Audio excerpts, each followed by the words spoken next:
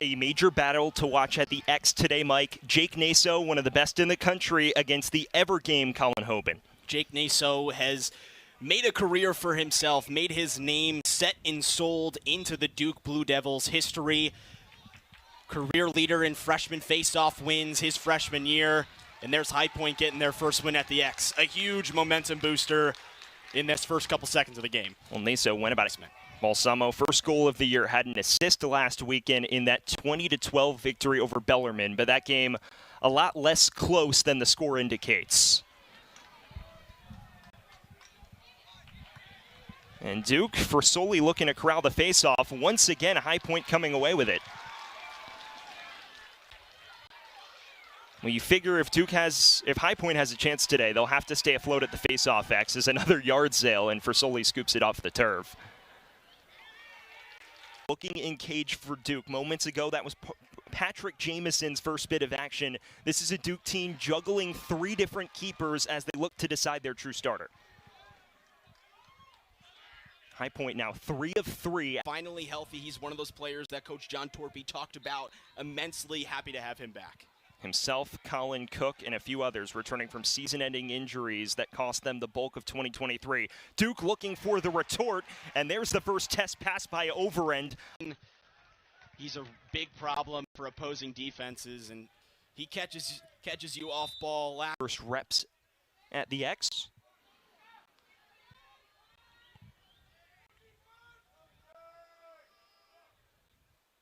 If you're just joining us, a goal-heavy first quarter.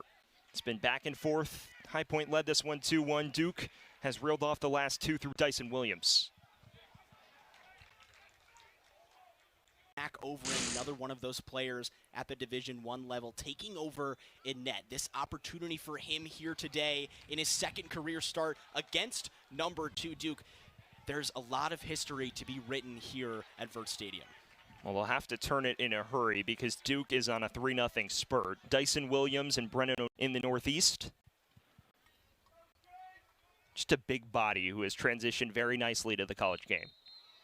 His combination of size and speed and the way he moves across the middle of the field is frankly unheard of. When you X once again for Duke. We mentioned 19 of 23 from the faceoff X. He was named ACC Defensive Player of the Week once again for his troubles. And he didn't even take a single faceoff in the entirety of the fall. He played midfield, and they wanted to work on his stick skills and his presence as an offensive midfielder on the field, because now with the knee up, offense is a big part of the game for these faceoff guys. You got to fight for the ground balls, and you're going to be able to push transition. See Collin Hoben getting a easy pinch and pop going out his third exit there. He was dubbed the Zion Williamson of college lacrosse after leading the U.S. men's national team to a world championship this summer and winning the Most Outstanding Player award. I think it's fair to anoint him the LeBron James of college lacrosse. Here he is once again around goal line extend. And an accomplished season at that as well last season, Mike. Won the Tewaaraton winner and was the nation's leader in points. 97 points in the entirety of his season last year. An exceptional scorer and dodger. Duke will once again secure the faceoff. Naso is still on the field.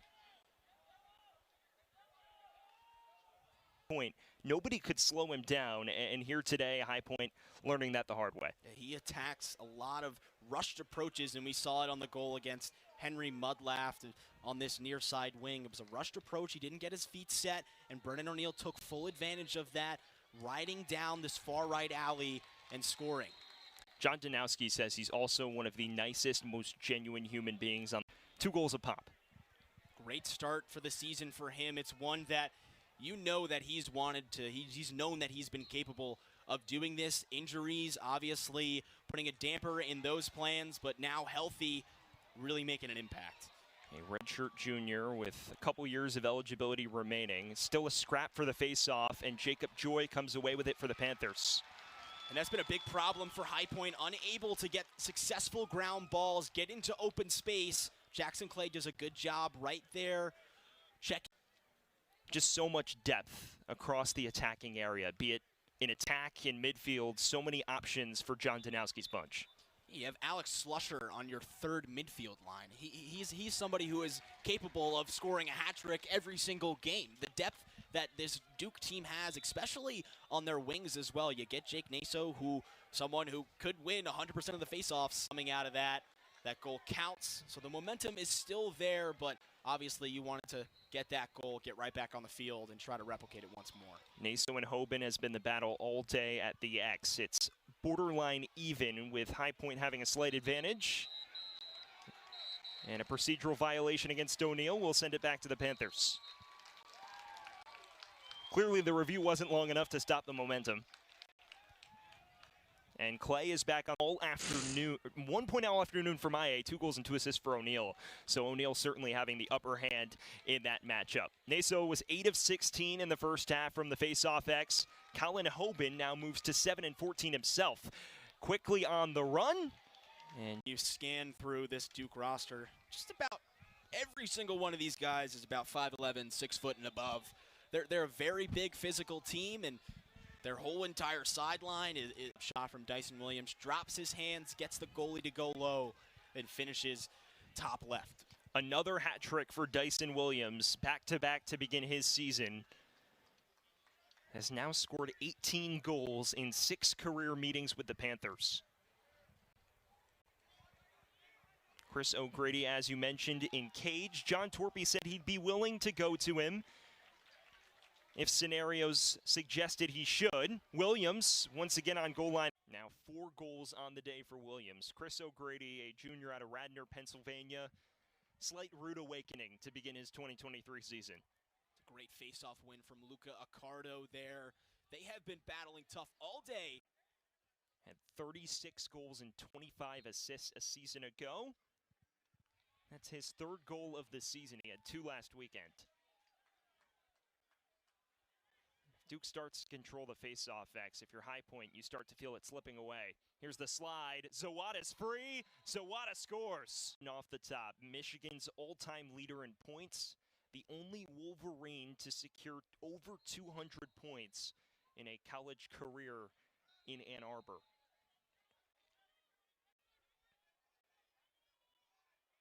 This game was 9-5 at halftime, a single season in program history. Now is in his 5th and final campaign, was drafted 1st overall in the NLL in September. Hoben draws the flag. There's a pair on the turf as we speak. Maybe a man up is just what the doctor ordered for High Point. High school lacrosse up there. They come in and they've been mentored by Aiden Denenza, a fellow bigger midfielder with size and height. And they say he's welcomed them with open arms and taught them the ins and outs of the college lacrosse game so far. Denenza, 6'3", 220. Played against him, a freshman, for a reason. He got recruited to Duke for a reason. And there he showcases his innate ability to score. He's accustomed to playing with stars as well, Mike. He played with 5th-ranked freshman Leo. High Point with their 2nd goal since halftime. They've got a tall order if they hope to claw back into this, but Hoben starts things off well at the X.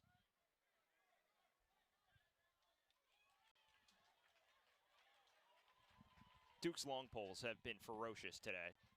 I'm just not sure what that pass is, what his intention was there. Obviously, he sees that there's a Duke defenseman draped all over Braden Maye. Obviously, Braden Maye sticks an opportunity to do so here. That 2012 scoreline much closer than the game itself. And it was 20-5 at the 5-minute mark of the 3rd quarter, and they finally made the goalie change. They put a lot of guys out there that won't necessarily get a lot of playing time once you get into the bulk of that conference schedule.